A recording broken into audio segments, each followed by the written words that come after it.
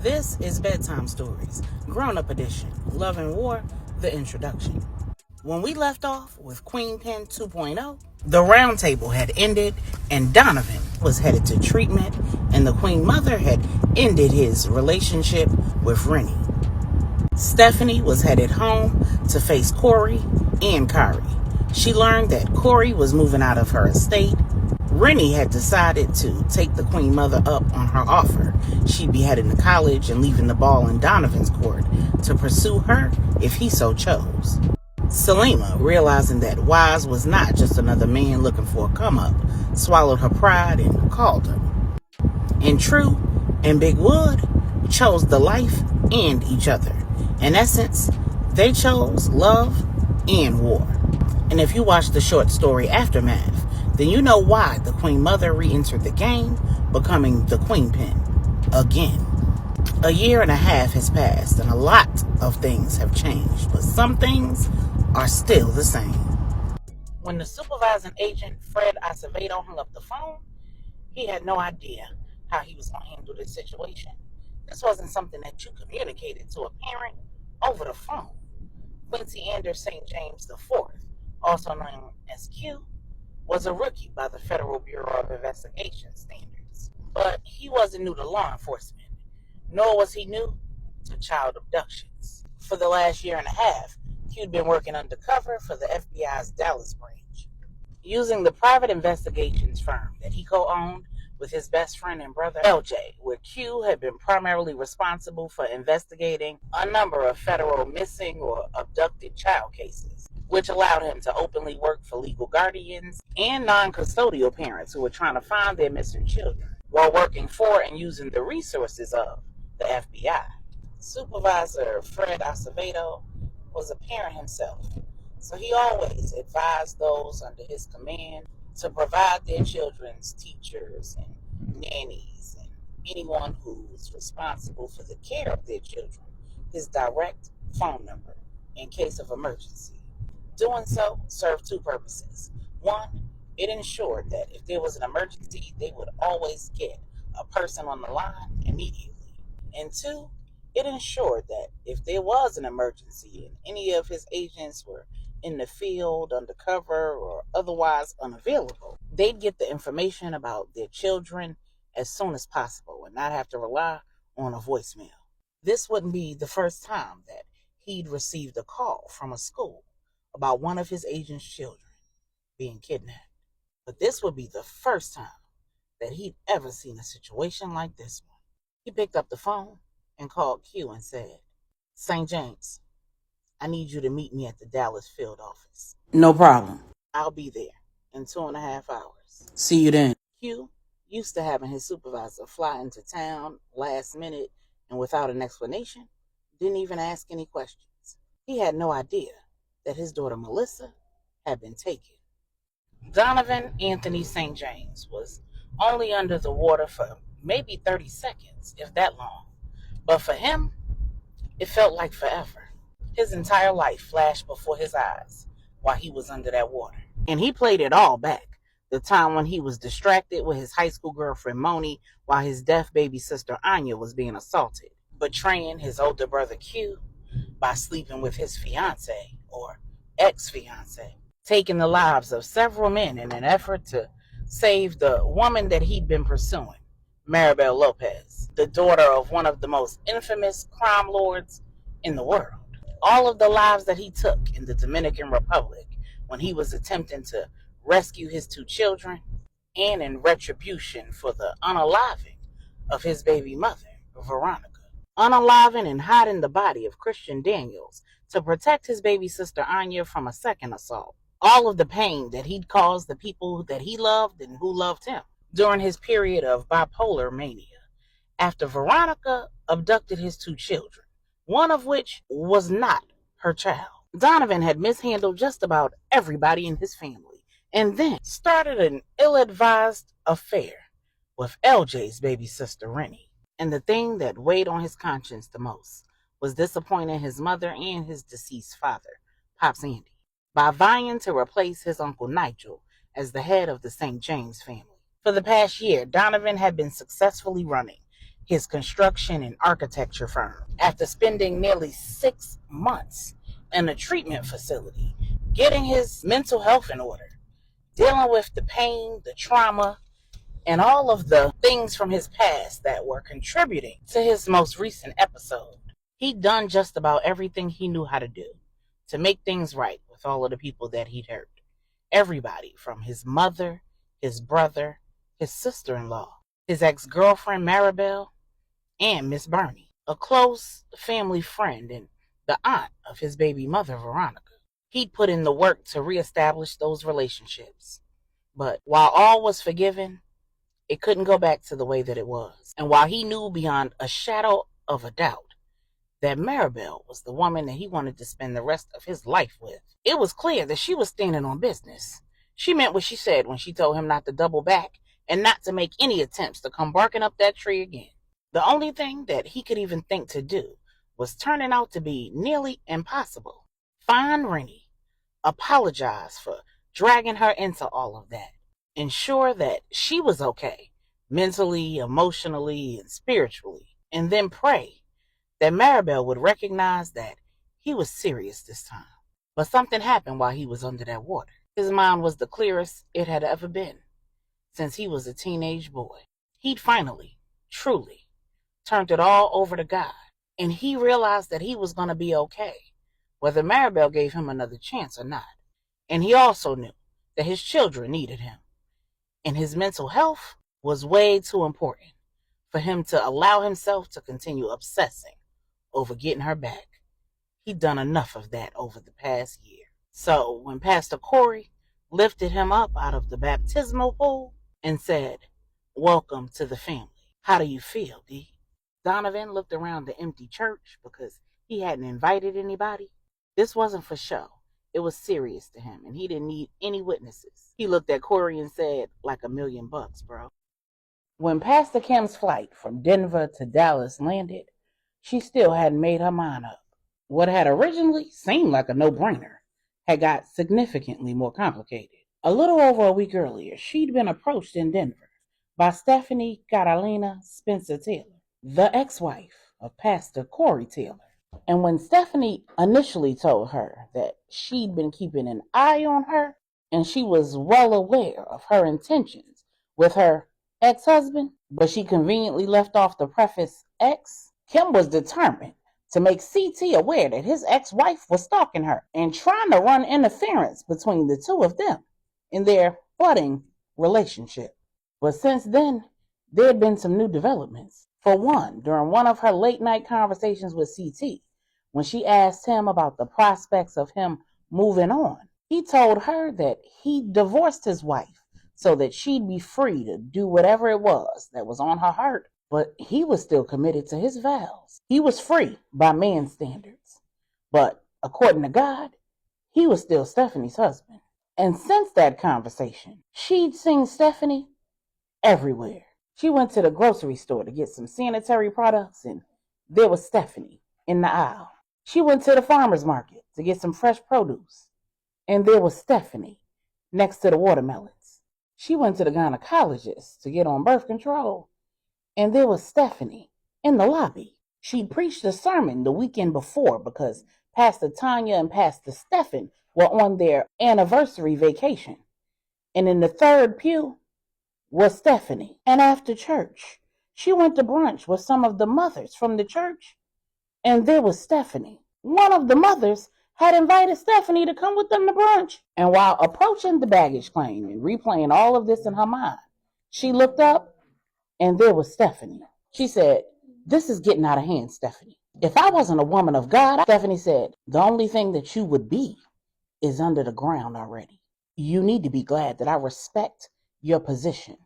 Clearly, I respect it more than you do." Pastor Kim said, "If you respected my position, then you would have respected your husband's." Stephanie said, "You don't even know who you're playing with.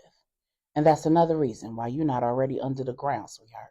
Kim said, "I'm not your damn sweetheart." Stephanie said, "Oh, that's how they train the pastors to talk in San Francisco." Thrown off because Kim had no idea how Stephanie knew that she'd been ordained in San Francisco. She said, "Oh, you certified crazy, ain't it?" Stephanie said, "Yeah, girl, and I got a certificate that proves it." And if I wasn't caked up, I could probably get a check for it. See, this is the thing.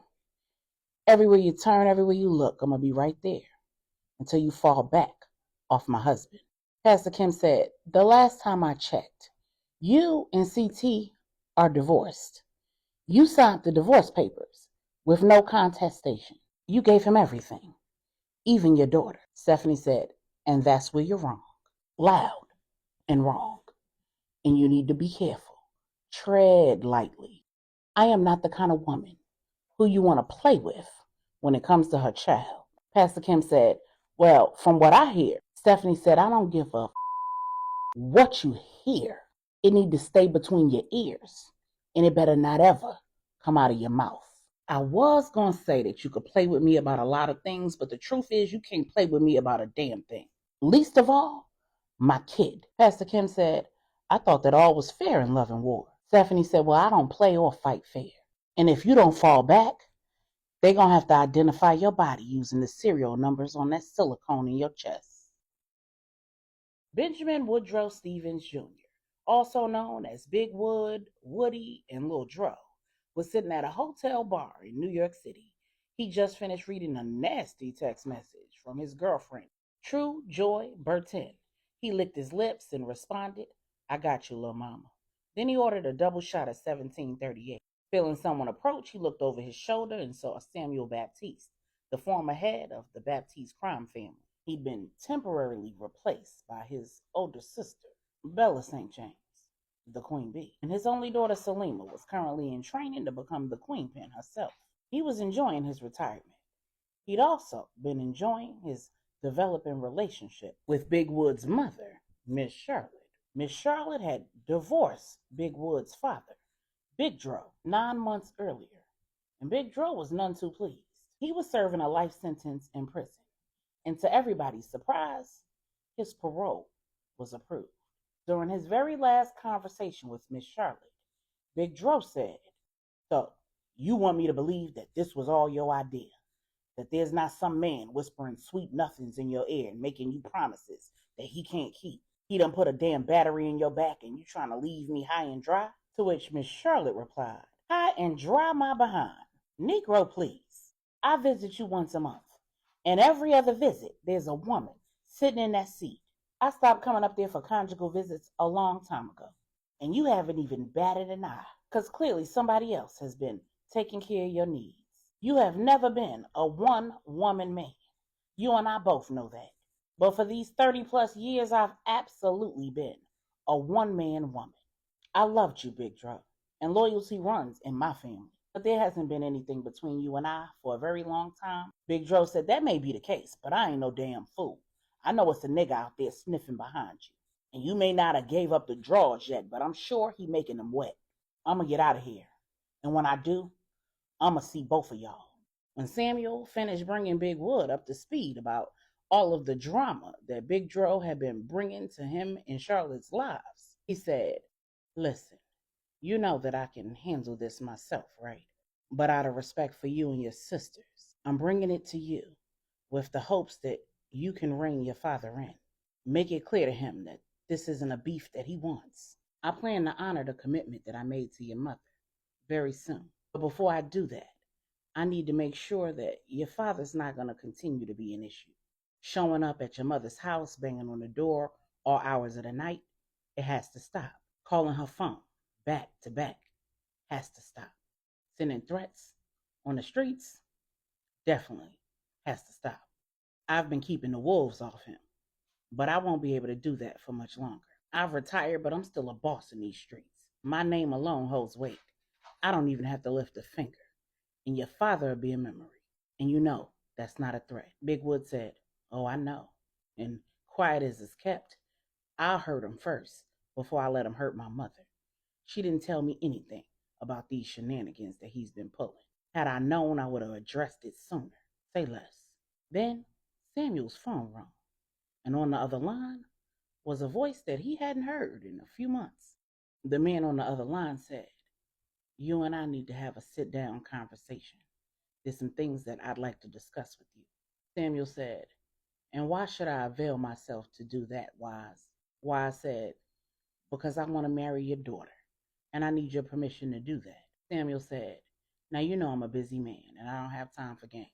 Just marry the damn girl already. Wise chuckled and said, nah, see, that's not how this works. I get it. I'm a street nigga. So you don't expect for me to come and ask for your daughter's hand in marriage. Quiet as kept, she don't expect it either. Call me old fashioned, but it's a way to do everything. And I want to do this right. I'm trying to pull out all the stops and I need your help to do that. Samuel said, I could dig it. When you want to meet?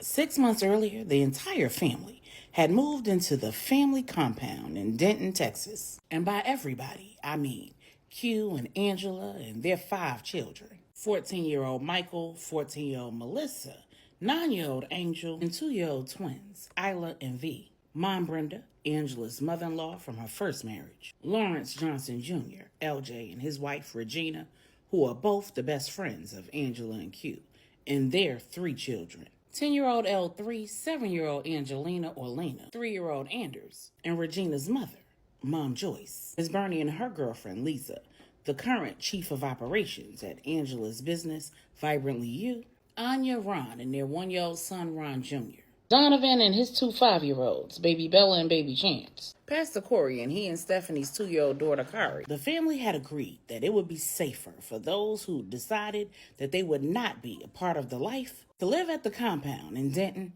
and let those who decided to be a part of the life have the estate that Angela and Stephanie inherited from their father.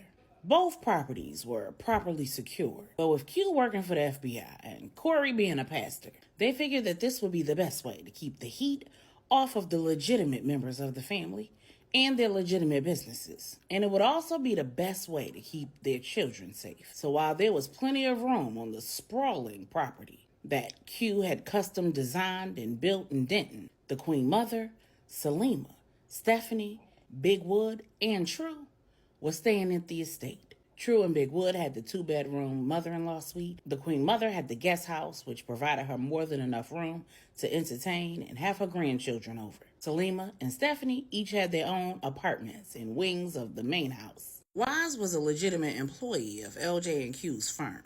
He stayed at the safe house that the firm owned, and when Selima was in town, he was at the estate with her.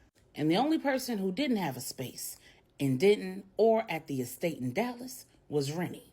She was relegated to the estate in Trinidad. The Queen Mother was hell-bent on keeping her far, far away from Donovan. Over at the family compound in Denton, Texas, Mom Brenda's been praying fervently for hours. Finally, she made a phone call. She called the Queen Mother and said, you need to get back to Texas ASAP. Let me know what time you're landing and I'll pick you up from the airport. The Queen Mother said, I'm in the middle of something, Brenda. This isn't something that Q or LJ can handle. Mom Brenda said things have been going relatively smooth.